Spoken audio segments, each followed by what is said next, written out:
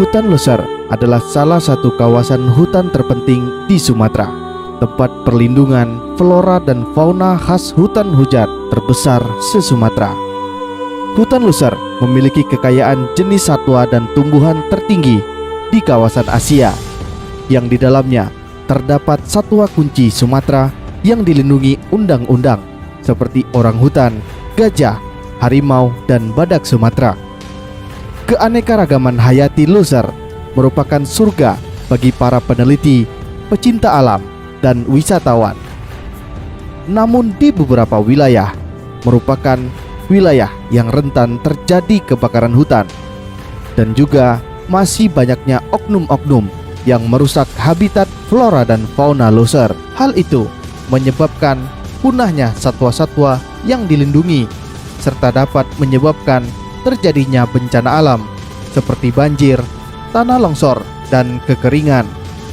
Oleh sebab itu, perlu adanya perhatian khusus terhadap berbagai ancaman bagi ekosistem yang ada di hutan Loser. Siapa yang harus menjaga dan apa yang bisa kita lakukan? Inilah Sanggamara Podcast, ngopi bareng Panglima.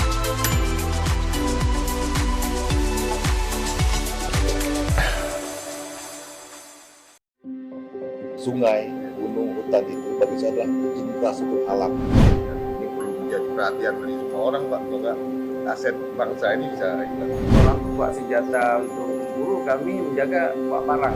Itu memang kalau kita lihat yang paling banyak dibawa pulang itu Pak, jerat.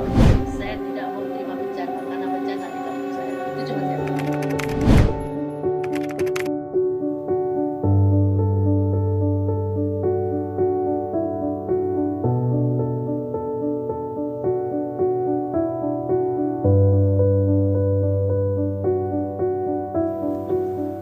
Baik Bapak, terima kasih atas kehadirannya di Balai Sanggamara Kota Nusa Muda ya. Dan hari ini kita dihadapkan sama suasana yang sedikit mendung tapi sejuk, Pak. Ya. Dan kebetulan ini memang tempat ini tempat baru, Pak. Tempat baru saya buat untuk menghormati sungai. Iya. Karena saya sangat suka sungai sehingga dan sekali juga ini sebagai posko pengendalian bencana, Pak. Beberapa kali kita melakukan pertolongan kepada beberapa masyarakat yang dalam sana menggunakan perahu kita, dengan itu multifungsi. Iya. Karena ini kita ngobrol di tinggi di Balai Sanggamara ini di pinggir sungai Kerang Aceh. Dan itu memang mungkin bagi saya sangat menarik, karena saya sangat suka sungai, suka alam, dan Bapak sekalian juga orang-orang yang berkecimpung di masalah alam, khususnya hutan. Dan kita sangat tahu bahwa Aceh ini memang hutannya masih paling bagus, termasuk juga 4 hewan satwa utamanya juga yang paling lengkap sekarang, paling lengkap di Indonesia malah. Dan itu menjadi sebuah potensi yang dihargai di dunia. Dan tentunya itu paling banyak berada di daerah Loser kalau nggak salah ya. Daerah Loser dan bagian di daerah Aceh Timur kalau nggak salah. Ya mungkin saya pengen lebih banyak tahu Pak tentang ekosistem di Aceh ini yang paling bagus sekarang di Indonesia ini, dan bagaimana potensinya ke depan itu. Mungkin pada Lawi sebagai ranger nih yang sudah 20 sekian tahun Pak ya di mengelola hutan di Aceh ini bagaimana perkembangan kawasan Loser ataupun hutan di Aceh ini sampai saat ini Pak, yang istilahnya sudah harus menyesuaikan dengan perkembangan situasi. Selama kami jaga di Loser, bisa sebagian hutan udah rusak akibat pola masyarakat lah kita bilang kan. Cuma sebagian udah bisa kita lindung untuk batas-batas yang ditentukan tentang kawasan KEL atau TN, Hutan Lindung Taman Nasional itu. Itu karena hutan semakin rusak dulunya sebelum ketat kami jaga, Pak. Karena satwa banyak yang punah. Satwa. Maka kalau kita tengok mungkin hari ini sampai ke depan, kalau nggak betul-betul kita jaga, mungkin satwa itu tinggal sama. Sapura, Iya. Itu badak dengan sejarah. Gajah mungkin tinggal lambang lagi ke kita, gajah putih, Pak. Betul-betul nggak kita jaga. Tapi kendala yang sering Bapak hadapi pada saat mungkin menjaga hutan ini, itu dari masyarakat sendiri, apa ada dari orang lain dari luar, Pak? Ya, kita katakan itu ancaman bagi kami di lapangan itu pemburu, Pak. Pemburu ya? Pemburu bahkan dari Aceh, bahkan di luar Aceh. Ini memburu apa Pak? Pemburu segala sesuatu, Pak. Bahkan gajah, harimau, rangkong. Dulu rangkong yang paling marahnya rangkong gading. Cuman orang tuh buat senjata untuk memburu, kami menjaga buat parang, Pak. Nggak jalan, Pak. Tapi alhamdulillah bisa terjaga. Karena di beberapa wilayah seperti di Aceh Tenggara, bahkan kita dibantu sama ini dari anggota Bapak nih, dari Babinsa. Iya. Patroli batas. Ya makanya salah satunya yang pengen saya pahami tugas-tugas Bapak itu, saya dulu kan sebagai Panglima Kodam punya fungsi juga, Pak. Kalau dari sisi ini gimana? Dari apa? Iya, saya sebenarnya Dengan satu Dedi. tim dengan Bang Kelawi, Pak. Di saat ini FKL mendukung otoritas kehutanan, Iya. otoritas kehutanan Aceh, kemudian Taman Nasional Gunung Leuser, Pak, ada BKSDA Aceh. Kita saat ini sudah mengaktifkan 37 tim patroli, Pak, yang anggotanya itu dari masyarakat, Bang Kelawi yang memang peduli terhadap lingkungan, kita rekrut dan training, Pak. Ada beberapa dulu yang di training di Lindam, Pak, bahkan. Dan ini perlu menjadi perhatian dari semua orang, Pak. Kalau nggak aset bangsa ini bisa hilang, Pak. Ya, masalah Pak Dedi sama Pak Dalawi sampaikan aja ke saya. Saya minta bantu secara apa kepada kita. Tadi kalau mau dirindam, mau dilatih lagi atau bukan lagi, saya siap. Karena kita punya satu komando pendidikan namanya dari bela negara, komando bela negara. Yang itu sebenarnya untuk pelatihan seperti itu.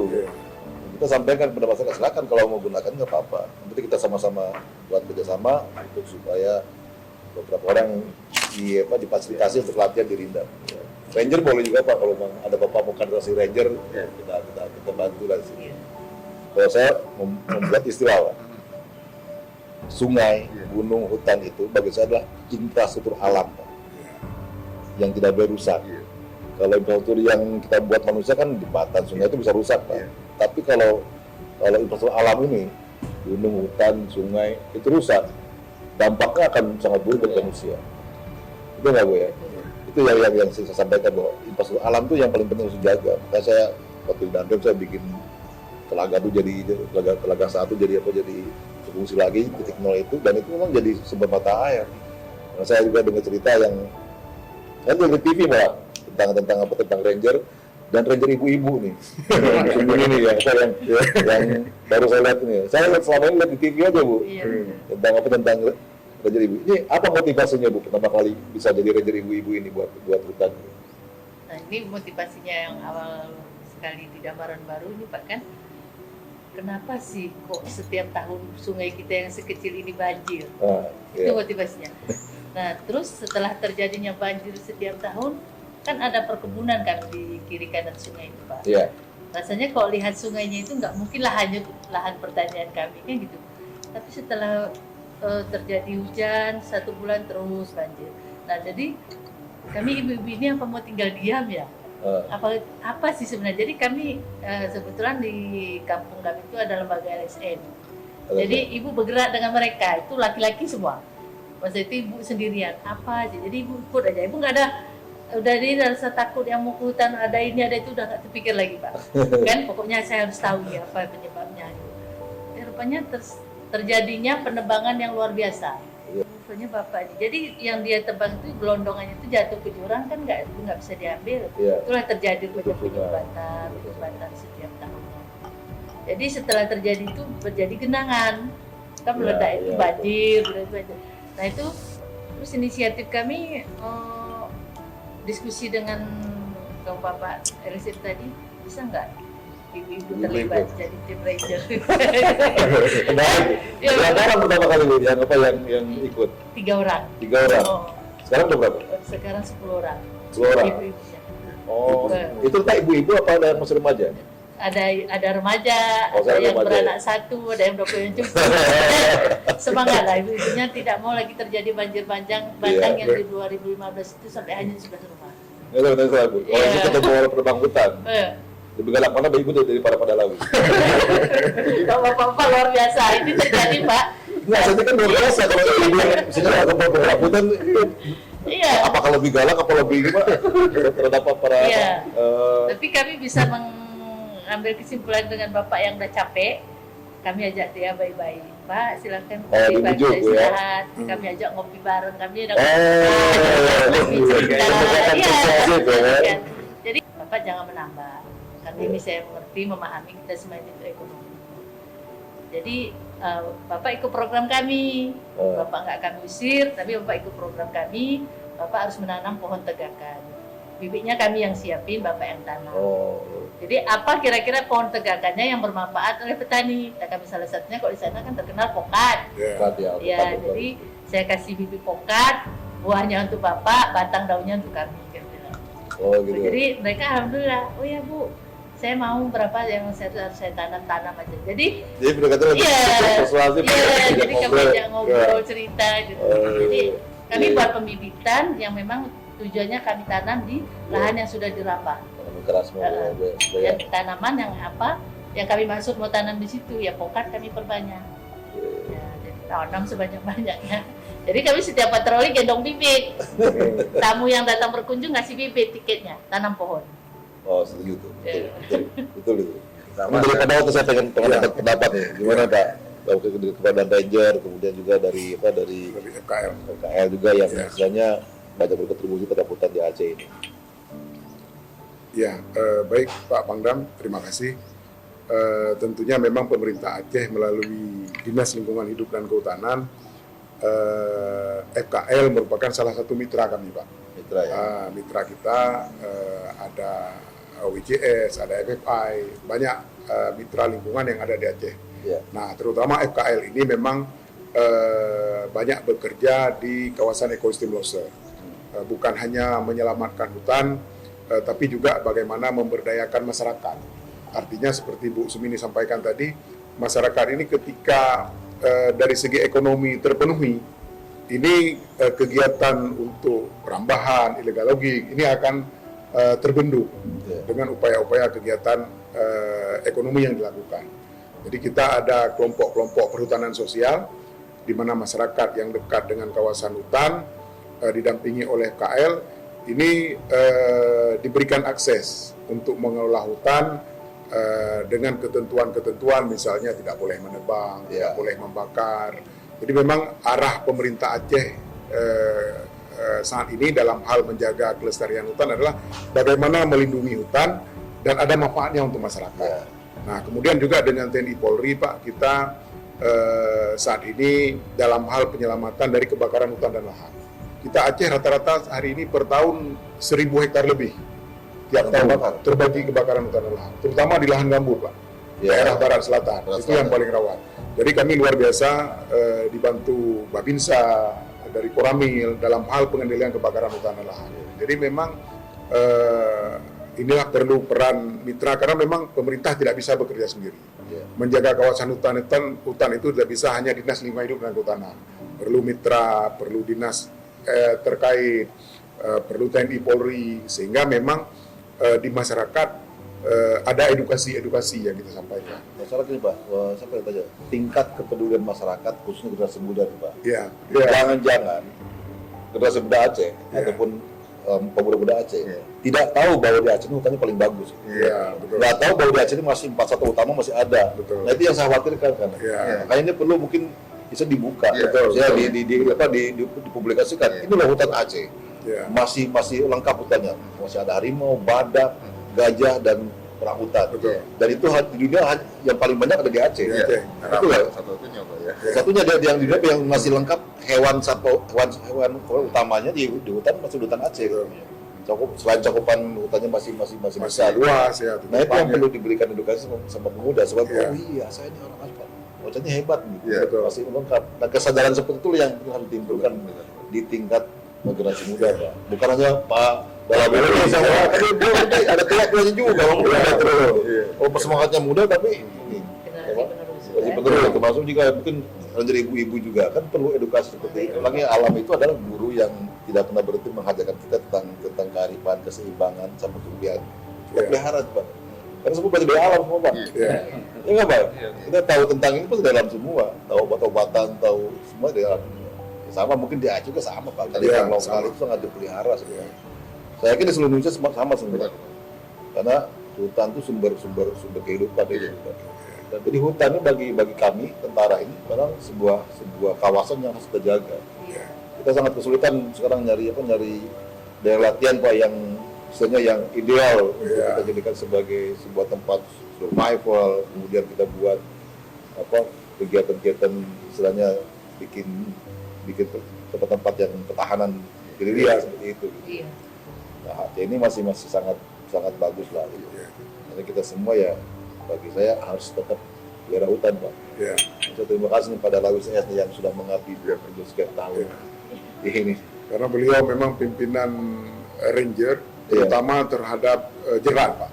Jadi memang jerat terhadap satwa liar luar biasa tantangannya sekarang. Iya. Makanya memang kita dibantu FKL dalam hal pembersihan jerat. Mungkin jerat-jerat itu ya, Iya, jerat harimau, Pak. Makanya ada beberapa bulan yang lalu yang mati harimau itu, Pak. Itu kena jerat babi, kemudian ada satwa lain juga.